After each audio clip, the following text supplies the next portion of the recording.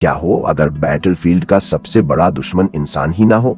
स्वागत है बरसर्क की इस अंधेरी दुनिया में जिसे बनाया है लेजेंडरी केंटारो मियुरा ने। अब इस चैप्टर की शुरुआत करते हैं। तीर बिना आवाज के आता है, बिना चेतावनी।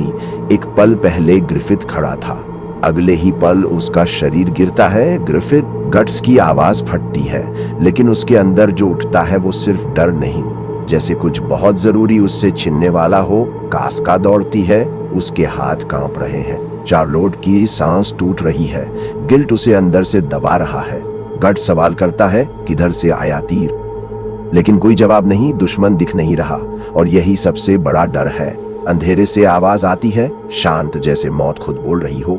इस तीर पर जहर है, एक खरोंच भी काफी है। माहौल जम जाता है, हर कोई घबरा रहा है, लेकिन ग्रिफिथ नहीं।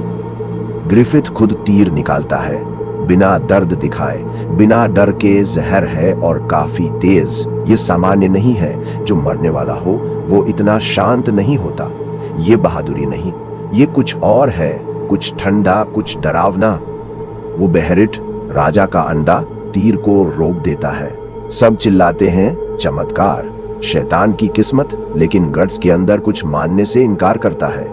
ये किस्मत नहीं है, ये जैसे पहले से तय था, जैसे कोई अदृश्य चीज ग्रिफिथ को बचा रही है। चार्लोट माफी मांगती है, उसकी आवाज गिल्ट से टूटी हुई है।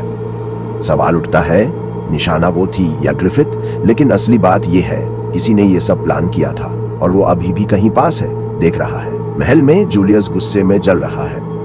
उसका प्लान फेल हो गया और ग्रिफिथ हीरो बन गया। लेकिन उसके गुस्से के पीछे एक डर है, क्योंकि उस एक पल में जब उनकी आंखें मिली थीं, ग्रिफिथ इंसान नहीं लगा, एक शिकारी लगा जो शिकार को देख रहा हो।